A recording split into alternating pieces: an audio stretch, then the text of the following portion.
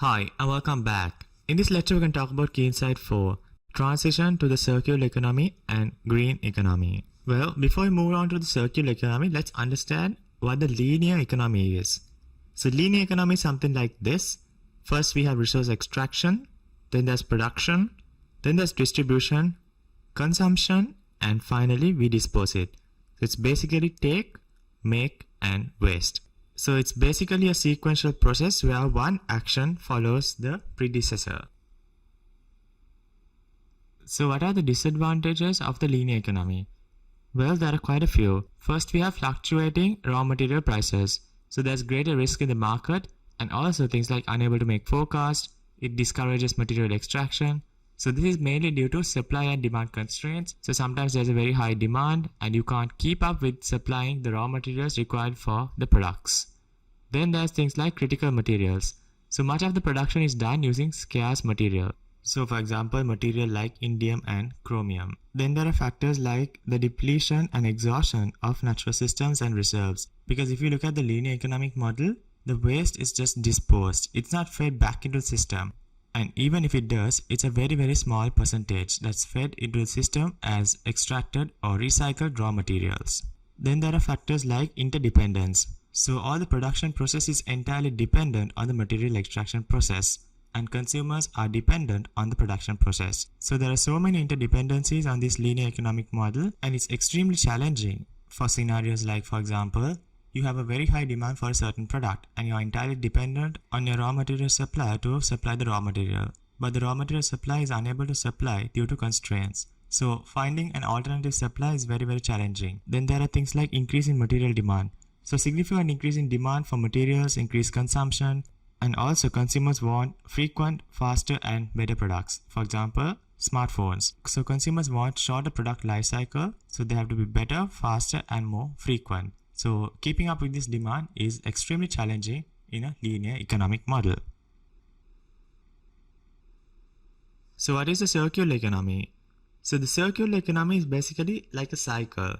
So first you have material extraction, then you design the products. So there's production and also things like remanufacturing if you are using the recycled material. Then there's distribution, then there's consumption or use, reuse and repair is also there because everything is recycled and reused and repurposed.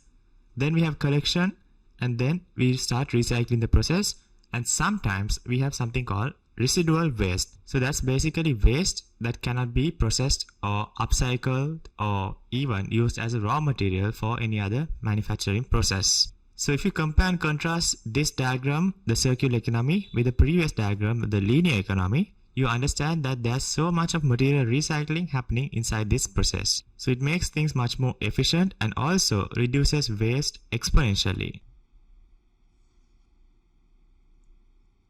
Now let's look at the barriers and enablers of the circular economy. First, let's talk about barriers. The first is the lack of interest, knowledge and skills and engagement through the value chain.